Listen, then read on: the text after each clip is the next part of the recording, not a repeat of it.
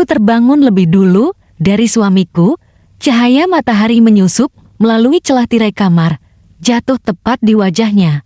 Ia masih terlelap, napasnya teratur, wajahnya tenang seperti tak pernah menyimpan rahasia apapun. Aku menatapnya lama, lalu tersenyum kecil dalam hatiku. Aku bersyukur, pernikahan kami sederhana, tapi terasa cukup. Aku menyiapkan sarapan seperti biasa, bukan menu istimewa, hanya nasi hangat, telur, dan teh manis kesukaannya. Ketika ia bangun dan duduk di meja makan, ia mengucapkan terima kasih dengan nada yang selalu membuatku merasa dihargai. Kami berbincang tentang hal-hal ringan pekerjaannya, rencanaku hari ini, dan janji kami untuk makan malam bersama nanti. Sebelum berangkat, ia meraih tanganku. "Kamu baik-baik saja di rumah?" tanyanya. Aku mengangguk, yakin, terlalu yakin. Siang harinya, aku pergi ke rumah ibu. Rumah itu selalu menjadi tempatku kembali setiap kali lelah. Ibu menyambutku dengan senyum hangat dan segelas minuman hangat. Kami berbincang lama, tertawa, mengenang hal-hal kecil yang membuatku merasa menjadi anak lagi. Saat sore menjelang, aku pulang dengan hati ringan. Di perjalanan, aku sempat berpikir, betapa beruntungnya aku punya suami yang terlihat peduli, ibu yang selalu ada, dan hidup yang berjalan tanpa drama. Aku tidak tahu bahwa ketenangan hari itu adalah awal dari ujian terberat dalam hidupku, dan rumah-rumah yang kuanggap aman perlahan akan berubah menjadi tempat yang paling melukaiku. Malam itu, aku menunggu suamiku di meja makan dengan hidangan yang sudah mulai dingin. Jam dinding berdetak lebih keras dari biasanya, seolah mengingatkanku bahwa waktu sedang berjalan tanpa permisi. Ia pulang lebih larut dari janji yang kami buat pagi tadi. Ketika pintu terbuka, ia tersenyum, tapi senyum itu terasa terburu-buru. Seperti ingin segera menutupi sesuatu. "Ada rapat mendadak," katanya singkat sambil menggantung jaket. Aku mengangguk, meski di dadaku muncul rasa asing yang sulit kujelaskan, bukan marah, hanya kosong. Saat kami makan bersama, ia lebih banyak menunduk, jarinya sibuk dengan ponsel. Sesekali layar itu menyala, lalu cepat-cepat ia balikan. Aku berusaha meyakinkan diri bahwa aku hanya terlalu sensitif. Hari-hari berikutnya berjalan hampir sama. Ia masih pulang, masih bertanya kabarku, masih tidur di sisiku. Namun ada jarak yang tak kasat mata di antara kami, seperti dinding tipis yang perlahan tumbuh tanpa suara. Aku mencoba mengisinya dengan perhatian, dengan cerita-cerita kecil, dengan kesabaran. Suatu sore, aku kembali ke rumah ibu. Kali ini lebih lama. Aku ingin mencari ketenangan, atau mungkin jawaban. Ibu bercerita tentang rencananya menerima seorang kerabat jauh untuk tinggal sementara di rumahnya. Katanya, perempuan itu sedang butuh tempat berlindung. Dia orang baik, ujar ibu meyakinkanku. Aku tersenyum dan mengangguk, tanpa tahu mengapa hatiku tiba-tiba terasa berat. Malamnya, saat aku memejamkan mata di samping suamiku, aku bertanya, dalam hati, jika sebuah rumah mulai menyimpan rahasia, apakah penghuninya akan tetap utuh? Aku belum tahu, retakan kecil itu bukan untuk ditambal melainkan untuk membawaku pada kebenaran yang tak siap kuterima. Beberapa hari setelahnya, aku berusaha menjalani hidup seperti biasa. Aku meyakinkan diri bahwa semua rumah tangga pasti punya fase lelah, bahwa perubahan sikap suami bukanlah tanda bahaya, hanya ujian kecil yang bisa kami lewati bersama.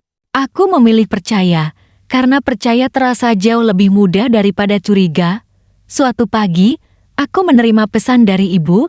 Ia mengabari bahwa kerabat jauh yang pernah ia ceritakan akhirnya datang dan kini tinggal bersamanya. Ibu terdengar senang. Katanya, rumah jadi lebih ramai, ada teman mengobrol, ada tawa baru di ruang tamu. Aku ikut senang, atau setidaknya mencoba. Sore itu aku menyempatkan diri mampir ke rumah ibu. Ketika pintu terbuka, aku disambut senyum seorang perempuan yang belum pernah kulihat sebelumnya. Wajahnya lembut, tutur katanya halus. Ia menyapaku dengan sopan, seolah sudah lama mengenalku. Ibu memperkenalkannya singkat, lalu mengajakku masuk.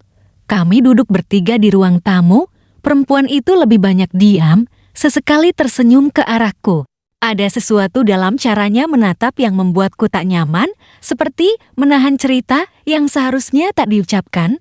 Aku menepis perasaan itu dan menyalahkan kelelahan. Saat aku pamit pulang, ia berdiri dan menyalamiku. Tangannya dingin, tatapannya terlalu lama. Hati-hati di jalan, ucapnya pelan. Aku mengangguk, mencoba ramah, meski hatiku tak tenang. Malamnya, saat aku menceritakan kunjunganku ke rumah ibu, suamiku terdiam sejenak. Ia bertanya lebih banyak dari biasanya tentang perempuan itu namanya. Asalnya, alasan tinggal di sana, aku menjawab apa adanya, tak curiga. Namun ketika aku menatap wajahnya, aku melihat sesuatu yang belum pernah kulihat sebelumnya, bukan marah, bukan terkejut, melainkan ketakutan yang berusaha ia sembunyikan, dan saat itu, tanpa sadar, aku mulai mengerti bahwa ada senyum-senyum di sekelilingku yang tak lagi tulus. Sejak malam itu, pikiranku tak pernah benar-benar tenang. Ada perasaan ganjil yang terus mengikutiku kemanapun aku pergi, seperti bayangan yang tak terlihat, tapi selalu ada. Aku mencoba menyingkirkannya dengan doa, dengan kesibukan, dengan keyakinan bahwa aku hanyalah istri yang terlalu banyak berpikir. Namun suamiku semakin berubah. Ia masih pulang ke rumah, masih duduk di ruang tamu bersamaku, tapi kehadirannya terasa jauh, tatapannya sering kosong, dan ketika aku bertanya, ia selalu menjawab dengan senyum tipis yang dipaksakan. Aku ingin percaya, tapi hatiku mulai lelah menipu diri sendiri. Suatu malam, aku terbangun dan mendapati sisi tempat tidur kosong. Jam menunjukkan lewat tengah malam. Dari ruang tamu, terdengar suara langkah pelan dan bisikan singkat. Aku berdiri di balik pintu kamar, menahan napas. Suamiku sedang berbicara lewat ponsel, suaranya diturunkan, kalimatnya terpotong-potong. Aku tak mendengar jelas, tapi cukup untuk membuat dadaku sesak. Saat ia kembali ke kamar, aku pura-pura tidur, tangannya menyentuh selimut, ragu, lalu menjauh. Di kegelapan, aku menatap langit-langit dan bertanya pada diriku sendiri, sejak kapan aku harus berpura-pura di rumahku sendiri? Keesokan harinya, aku menerima kabar dari ibu. Ia mengajakku makan bersama di rumahnya, sekaligus mengenalkan lebih dekat perempuan yang kini tinggal bersamanya. Katanya, perempuan itu sering murung dan butuh teman bicara. Nada suara ibu penuh kepedulian membuatku tak kuasa menolak. Sore itu, aku kembali ke rumah yang membesarkanku. Perempuan itu menyambutku dengan senyum yang sama lembut, tenang, dan entah mengapa terasa menekan.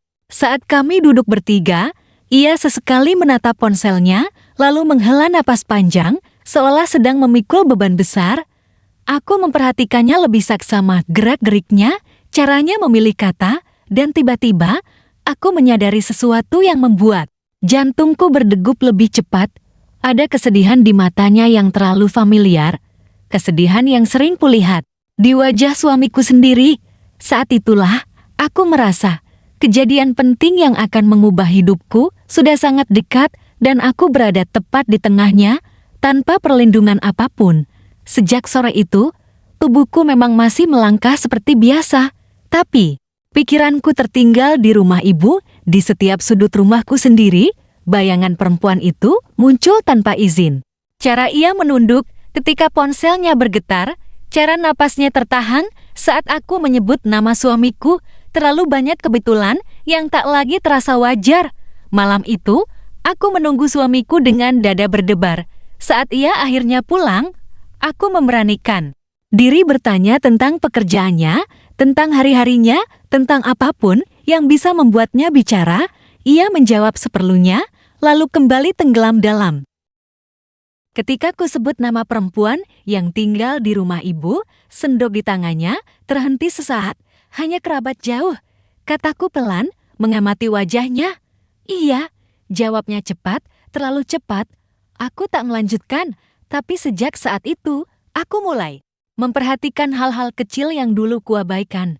Ponselnya yang selalu dibawa kemanapun, senyum yang muncul tanpa alasan, lalu menghilang begitu saja. Malam-malam, ketika ia terjaga lebih lama dariku, Beberapa hari kemudian, aku kembali ke rumah. Ibu sendirian. Ibu sedang keluar sebentar, meninggalkan aku dan perempuan itu di ruang tamu. Keheningan di antara kami terasa berat. Ia duduk di hadapanku, jemarinya saling menggenggam, matanya berkaca-kaca. "Ada yang ingin kamu tanyakan?" Ucapnya lirih, jantungku berdetak kencang. Aku ingin menolak, ingin berdiri dan pergi, tapi suaraku keluar lebih dulu. "Kamu kenal suamiku?" Ia terdiam lama, terlalu lama, lalu perlahan mengangguk. Dunia di sekelilingku seakan menyempit. Nafasku tercekat, dan untuk pertama kalinya, aku benar-benar merasa terancam bukan oleh teriakan atau paksaan, melainkan oleh kebenaran yang sebentar lagi akan terucap. Aku belum tahu seberapa dalam luka yang akan kuterima, yang ku tahu, sejak pengakuan itu, tak ada lagi jalan kembali. Aku pulang dari rumah ibu dengan langkah yang tak lagi ku kenal. Jalanan terasa lebih panjang, udara terasa lebih berat. Di dalam kepalaku, satu pertanyaan terus berputar, menuntut jawaban yang tak ingin ku dengar. Aku tak menangis, mungkin karena air mataku sedang menunggu waktu yang tepat untuk jatuh. Malam itu, aku menatap suamiku lebih lama dari biasanya. Ia menyadari tatapanku, lalu mengalihkan pandang, tak ada lagi ruang untuk berpura-pura. Aku menyebut nama perempuan itu dengan suara bergetar dan seketika wajahnya berubah. Bahunya turun, seolah beban besar akhirnya diletakkan. Ia mengaku dengan suara pelan, penuh penyesalan. Katanya, semua bermula dari rasa sepi dan perhatian yang salah arah. Katanya, ia menyesal dan ingin memperbaiki segalanya. Ia memintaku mendengarkan, memintaku memberi kesempatan. Aku duduk diam, mendengarkan tanpa menyela. Setiap kata yang keluar dari mulutnya terasa seperti gelombang yang menghantam hatiku berulang kali. Ketika ia selesai, aku bertanya satu hal yang paling kutakuti. Apakah ini sudah berakhir? Ia mengangguk, meyakinkanku. Berkali-kali, ia berjanji tak akan mengulanginya, berjanji akan menjauh, berjanji akan menjadi suami yang lebih baik. Matanya basah, tangannya gemetar saat menggenggam tanganku. Malam itu, aku dihadapkan pada pilihan yang tak pernah kubayangkan. Pergi atau bertahan. Aku memilih bertahan, bukan karena aku kuat, tapi karena aku masih ingin percaya. Aku memaafkannya. Dengan syarat kejujuran menjadi satu-satunya jalan kami ke depan, ia memelukku lama, berterima kasih, bersumpah akan berubah. Dalam pelukan itu, aku merasa rapuh, tapi juga berharap. Aku meyakinkan diri bahwa badai terburuk telah lewat. Aku tak tahu bahwa permintaan maaf itu bukanlah akhir dari penderitaanku, melainkan awal dari ujian yang jauh lebih kejam. Sejak malam aku memaafkannya, aku hidup dengan satu keyakinan baru, kepercayaan bisa dibangun ulang jika kedua pihak mau berjuang. Aku menetapkan syarat, bukan sebagai ancaman, tapi sebagai batas agar aku tak kembali kehilangan diriku sendiri. Ia harus jujur, terbuka, dan tak lagi menyimpan apapun dariku. Ia mengangguk tanpa ragu, seolah syarat itu mudah dipenuhi hari-hari. Berikutnya, suamiku berubah. Ia lebih sering berada di rumah, lebih banyak bercerita, bahkan menyerahkan ponselnya tanpa ku minta. Aku melihat usaha di matanya, dan untuk sesaat, harapan itu tumbuh kembali. Aku mulai percaya bahwa keputusanku untuk bertahan bukan kesalahan. Namun hatiku belum sepenuhnya tenang. Setiap kali ponselnya bergetar, dadaku ikut menegang. Setiap kali ia terlambat menjawab panggilanku, pikiranku berlari ke arah yang tak ingin ku datangi. Aku membenci diriku sendiri karena terus curiga, tapi aku juga tak bisa melupakannya begitu saja. Aku juga mulai menjaga jarak dengan rumah ibu. Aku takut bertemu perempuan itu, takut membuka luka yang baru saja mulai kututup. Tapi ibu terus mengajakku datang dengan nada hangat yang tak menyimpan curiga apapun. Aku tak tega menolak karena ibu tak tahu apa yang sedang kuhadapi. Suatu sore, aku akhirnya kembali ke sana. Perempuan itu menyapaku dengan senyum yang lebih hati-hati dari sebelumnya. Tak ada pembicaraan panjang, tak ada tatapan lama, tapi justru itu yang membuatku gelisah. Seolah ada kesepakatan diam di antara kami, sebuah rahasia yang menggantung di udara. Dalam perjalanan pulang, aku menetapkan satu tujuan dalam hidupku saat itu. Aku ingin rumah tanggaku untuk kembali tanpa bayangan siapapun di antara kami. Aku tak tahu betapa berat rintangan yang harus kuhadapi untuk meraih tujuan itu, karena ujian sesungguhnya baru saja dimulai. Aku berusaha menjalani hari-hari dengan kepala tegak, seolah semua baik-baik saja. Aku ingin membuktikan pada diriku sendiri bahwa aku mampu melewati ini tanpa hancur. Suamiku masih menepati janjinya, setidaknya di permukaan. Ia pulang lebih awal, mengajakku berbincang, bahkan mulai merencanakan hal-hal kecil untuk kami lakukan bersama. Namun justru disitulah kegelisahanku tumbuh. Segalanya terasa terlalu rapi, terlalu sempurna, seperti sebuah cerita yang disusun dengan hati-hati agar tak menyisakan celah. Aku mulai bertanya-tanya, apakah ini benar perubahan atau hanya cara baru untuk menyembunyikan kebenaran? Suatu malam, ponsel suamiku berbunyi saat ia sedang di kamar mandi. Layar menyala menampilkan sebuah pesan singkat tanpa nama. Dadaku berdebar. Aku menatap layar itu lama, berdebat dengan diriku sendiri. Aku tahu syarat yang kubuat sendiri juga berarti kepercayaan. Tapi rasa ingin tahu itu menang. Aku tak membuka pesannya. Aku memilih menjauhkan ponsel itu dan duduk diam. Tapi sejak malam itu, pikiranku tak pernah benar-benar tenang. Aku mulai memperhatikan jam-jam sepi, raut wajahnya saat menerima telepon, dan alasan-alasan kecil yang terasa terlalu terencana. Beberapa hari kemudian, ibu menelponku. Ia bercerita bahwa perempuan yang tinggal bersamanya sering murung, sering termenung sendirian di kamar. Ibu khawatir dan memintaku datang lebih sering, sekadar menemani. Aku mengiyakan dengan berat hati. Dalam hatiku, ada benturan antara kewajiban sebagai anak dan luka sebagai istri. Setiap langkah menuju rumah ibu terasa seperti melangkah lebih dekat pada sesuatu yang ingin kuhindari. Malam itu, sebelum tidur, aku menatap wajah suamiku yang sudah terlelap. Aku bertanya dalam diam, jika kebohongan disusun terlalu rapi, apakah kebenaran masih punya tempat untuk muncul? Aku belum tahu jawabannya. Yang ku tahu, aku sedang berdiri di atas kepercayaan yang rapuh, dan satu langkah salah bisa menjatuhkanku lagi. Kesadaran itu membuatku hidup dalam kehati-hatian yang melelahkan. Aku menimbang setiap kata yang ingin kuucapkan, setiap pertanyaan yang ingin kulontarkan. Aku takut bukan hanya kehilangan suamiku, tapi juga kehilangan diriku sendiri jika terus terjebak dalam kecurigaan yang tak berujung. Suatu sore, aku akhirnya memenuhi permintaan ibu dan kembali ke rumahnya. Perempuan itu sedang duduk sendirian di teras, menatap jalan kosong. Ketika melihatku, ia berdiri tergesa, seperti seseorang yang tertangkap basah sedang memikirkan hal terlarang. Senyumnya muncul, tapi tak pernah sampai ke matanya. Kami duduk berhadapan tanpa banyak bicara. Keheningan di antara kami terasa lebih keras daripada percakapan apapun.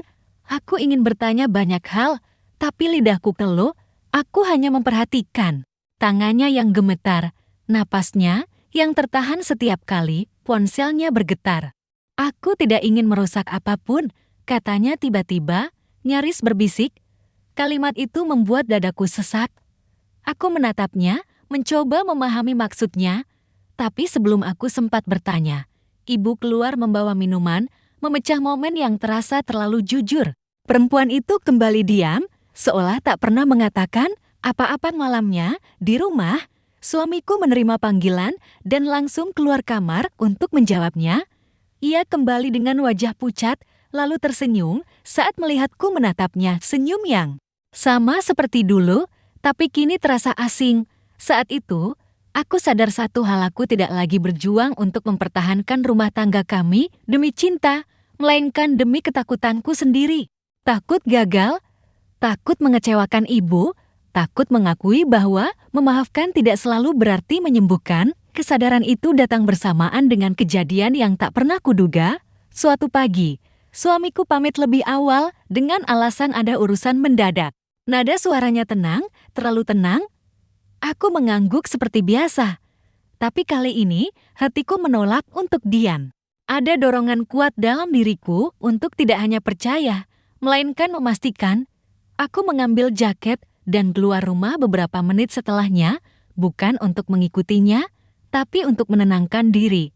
Namun langkah kakiku justru membawaku ke arah yang sangat ku kenal, jalan menuju rumah ibu. Dari kejauhan, aku melihat mobil suamiku terparkir tak jauh dari sana. Jantungku berdegup keras, tapi kakiku terus melangkah. Aku berhenti sebelum pagar, menatap rumah yang selama ini menjadi tempat ternyaman dalam hidupku. Pintu terbuka, suamiku keluar dari dalam, wajahnya tegang. Beberapa detik kemudian, perempuan itu menyusul, berdiri cukup dekat hingga jarak di antara mereka terasa menyakitkan untuk kulihat. Tak ada sentuhan, tak ada kata yang kudengar. Tapi ekspresi mereka cukup berbicara. Aku bersembunyi di balik pohon, menahan napas, menahan diri, agar tak melangkah maju. Saat suamiku pergi, perempuan itu berdiri lama di depan rumah, menunduk, lalu masuk kembali. Aku tak masuk, aku tak menelepon siapapun. Aku hanya berdiri di sana, menyadari bahwa tujuan yang selama ini ku pegang membuat semuanya kembali utuh mulai runtuh perlahan.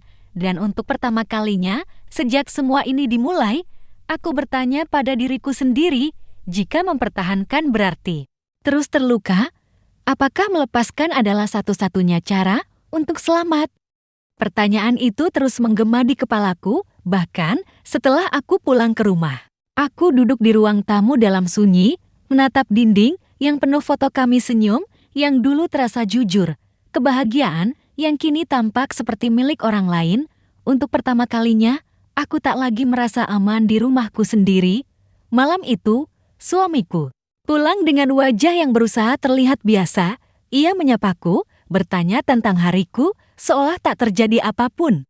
Aku menjawab singkat, menjaga suaraku tetap tenang, meski dadaku bergemuruh.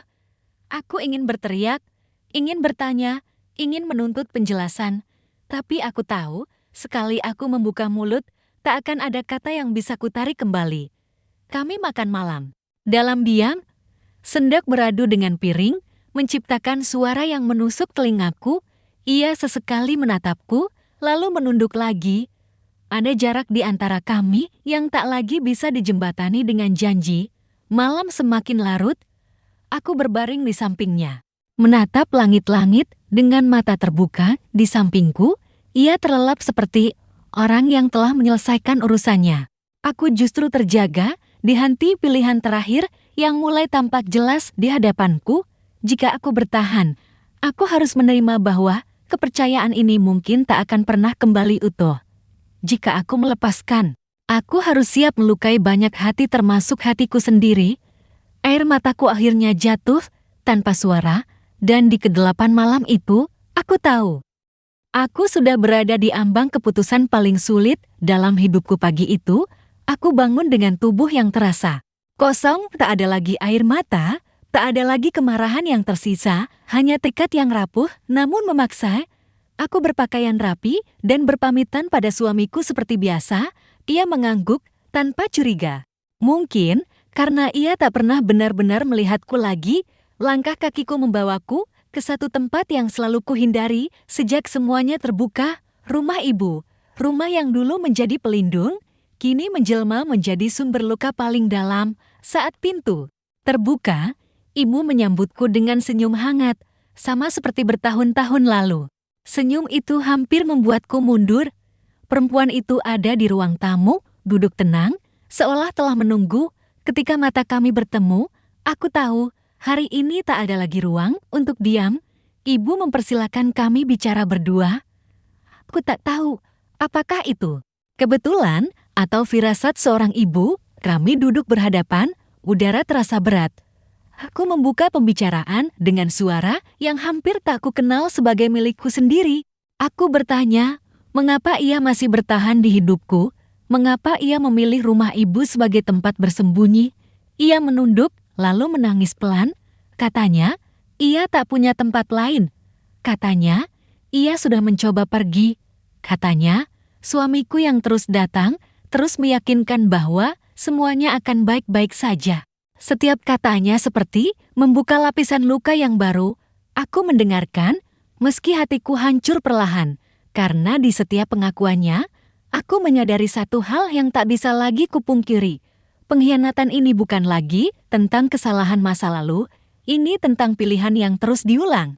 Dengan sadar, saat aku berdiri untuk pergi, ibu masuk ke ruangan, tatapannya berpindah dari wajahku ke wajah perempuan itu. Ada kebingungan, lalu perlahan berubah menjadi kesadaran, dan di detik itulah, aku tahu. Semua akan terbongkar, dan tak ada satupun dari kami yang akan keluar tanpa luka.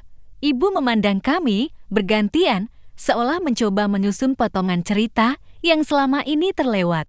Aku tak sanggup menatapnya lama-lama, di hadapanku, ada dua perempuan yang sama terluka, satu karena pengkhianatan, satu karena ketidaktahuan. Dengan suara bergetar, aku menceritakan semuanya. Tentang perubahan suamiku, tentang pengakuan yang memaksaku memilih bertahan, tentang kunjungannya ke rumah ini yang kini tak lagi bisa kusebut kebetulan. Setiap kalimat terasa berat, seperti menyerahkan rahasia yang seharusnya tak pernah keluar dari rumah tanggaku. Ibu terdiam lama, tangannya mencengkeram ujung kursi.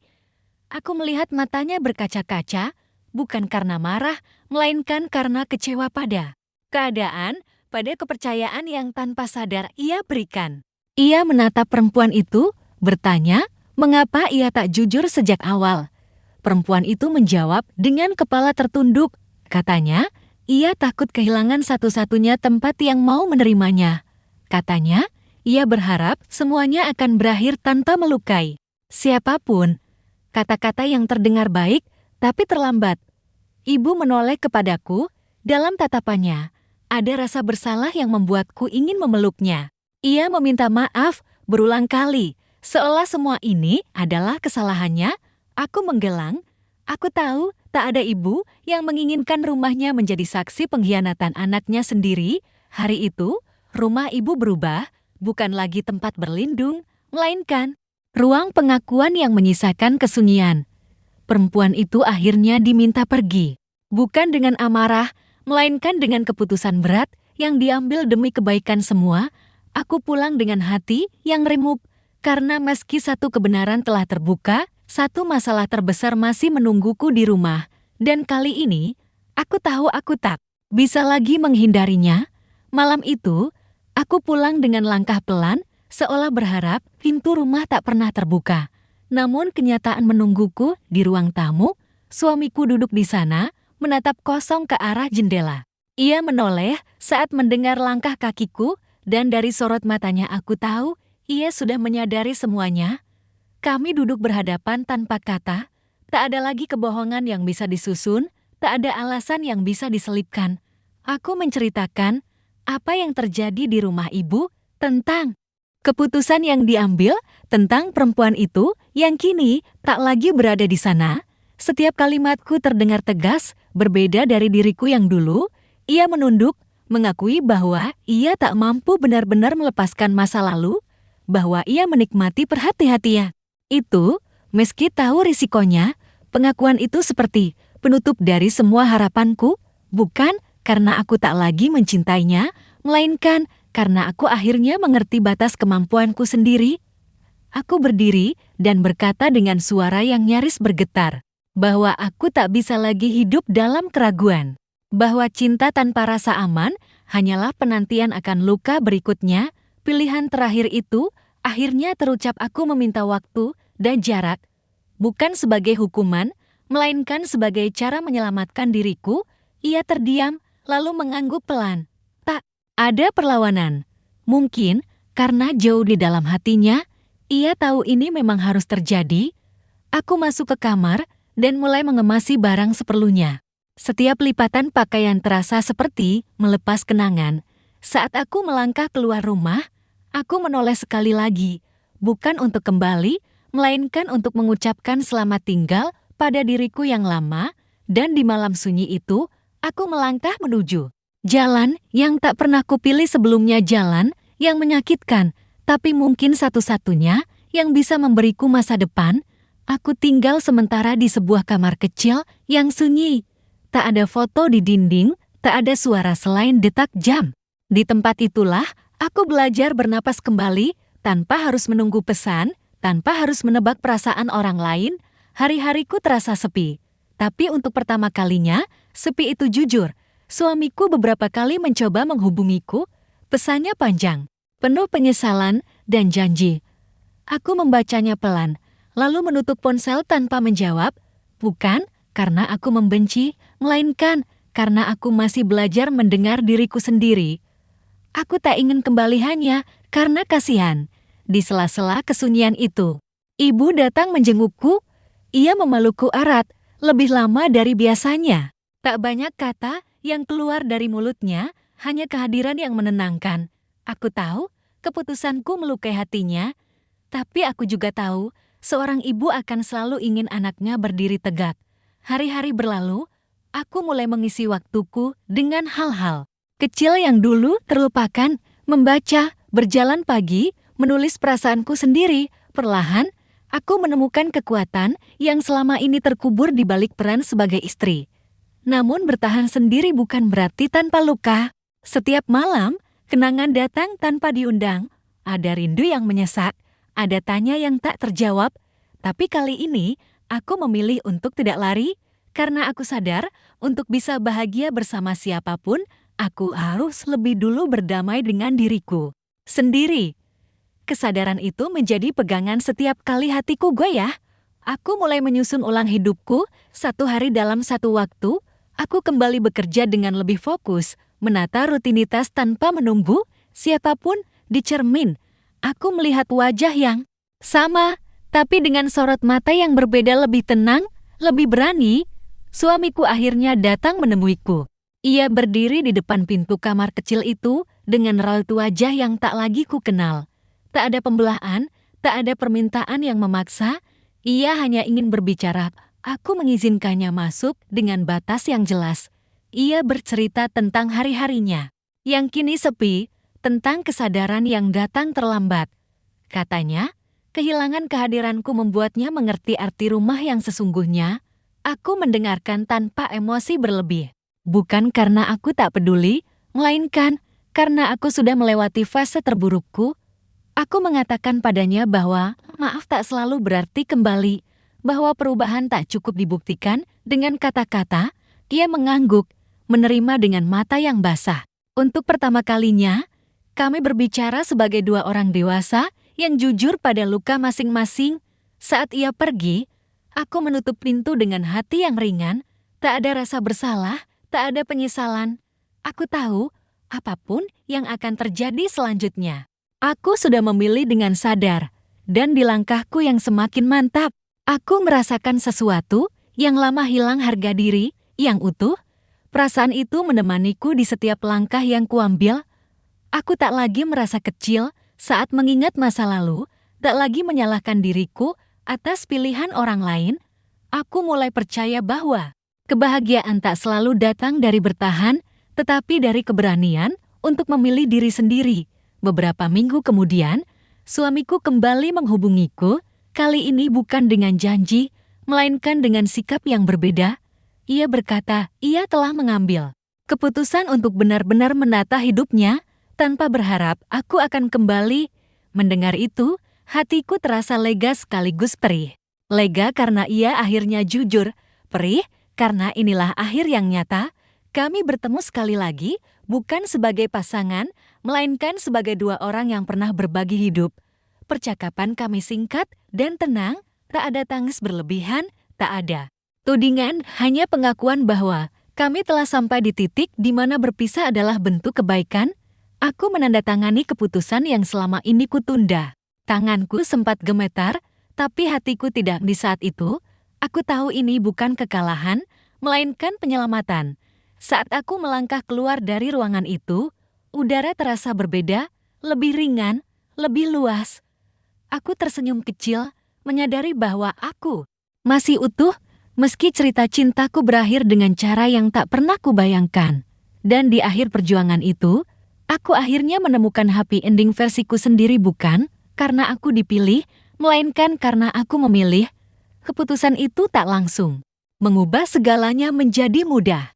Ada hari-hari ketika aku terbangun dengan dada terasa kosong, seolah sebagian hidupku tertinggal di masa lalu, namun kini rasa itu tak lagi menakutkan. Aku membiarkannya datang, lalu pergi. Tanpa memaksaku kembali pada luka yang sama, aku mulai menata ruang kecilku menjadi rumah yang sesungguhnya. Aku menaruh tanaman di sudut jendela, menggantung foto-foto yang membuatku tersenyum, dan membuka jendela setiap pagi agar cahaya masuk tanpa izin. Di tempat sederhana itu, aku membangun rasa aman yang selama ini kucari di luar diriku. Hubunganku dengan ibu perlahan membaik. Kami lebih sering berbincang dari hati ke hati, tak ada lagi rahasia yang disimpan. Ibu mengakui rasa bersalahnya, dan aku mengakui ketakutanku. Kami belajar menerima bahwa cinta kadang harus melewati luka agar menjadi dewasa. Sesekali, bayangan masa lalu muncul, wajah suamiku, rumah lama, rencana-rencana yang tak pernah terwujud, tapi kini semua itu tak lagi menguasai langkahku. Mereka hanya bagian dari perjalanan yang membawaku ke titik ini. Aku mulai percaya, rumah bukan soal dinding dan atap rumah adalah tempat di mana aku bisa jujur pada perasaanku sendiri, dan di rumah baru yang kubangun di dalam diriku, aku menemukan ketenangan yang tak pernah kudapatkan sebelumnya, ketenangan yang tak pernah kudapatkan sebelumnya. Perasaan itu membuatku menoleh ke belakang tanpa rasa takut. Aku bisa mengingat semuanya awal yang bahagia, retakan kecil, pengkhianatan, dan keputusan besar tanpa gemetar. Luka itu belum sepenuhnya hilang, tapi ia tak lagi bernanah. Ia telah berubah menjadi pelajaran yang diam-diam menguatkanku. Aku menyadari satu hal penting, memaafkan bukan berarti mengorbankan diri sendiri. Aku pernah melakukannya, dan aku hampir kehilangan siapa diriku. Kini, aku tahu batas antara cinta dan penghormatan pada diri sendiri. Batas yang dulu tak pernah kupahami. Banyak orang bertanya, bagaimana aku bisa bertahan melewati semuanya? Aku selalu menjawab dengan jujur, aku tidak kuat sejak awal. Aku hanya lelah terluka, dan dari kelelahan itulah keberanian lahir. Hubunganku dengan ibu menjadi lebih jujur dari sebelumnya. Kami tak lagi menutup mata pada kesalahan, tapi juga tak saling menyalahkan. Dari beliau, aku belajar bahwa seorang ibu pun bisa salah, dan seorang anak berhak memilih jalan hidupnya sendiri. Di malam-malam tenang, aku sering duduk sendiri, menatap langit dari jendela. Aku tersenyum, bukan karena semuanya sempurna, tapi karena aku masih berdiri, masih bernapas, masih percaya pada masa depan. Dan di balik semua yang terjadi, aku tahu, luka ini tak datang untuk menghancurkanku, melainkan untuk membentukku menjadi perempuan yang lebih utuh. Kini aku bisa mengatakan kalimat itu tanpa ragu. Aku berdiri di titik hidup yang tak pernah kubayangkan sebelumnya, tanpa suami di sisiku, tanpa cerita sempurna untuk dipamerkan, tapi dengan hati yang jujur dan tenang. Aku tak lagi mengejar kebahagiaan versi orang lain. Aku belajar bahwa rumah tangga bukan sekadar bertahan bersama, melainkan tumbuh bersama. Dan ketika pertumbuhan itu tak lagi searah, melepaskan bukanlah kegagalan, ia adalah keberanian yang sunyi yang hanya dipahami oleh mereka yang pernah terluka.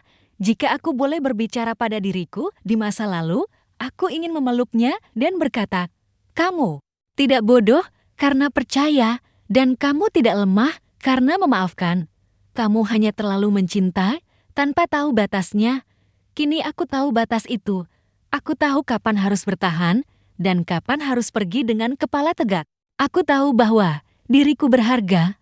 Bahkan ketika seseorang gagal menjaganya, cerita ini tidak berakhir dengan kembali bersatu. Cerita ini berakhir dengan sesuatu yang lebih penting. Aku tidak kehilangan segalanya. Aku menemukan diriku sendiri, dan sejak hari itu, aku tak lagi takut pada kehilangan, karena aku tahu selama aku punya diriku sendiri, aku selalu punya rumah untuk pulang.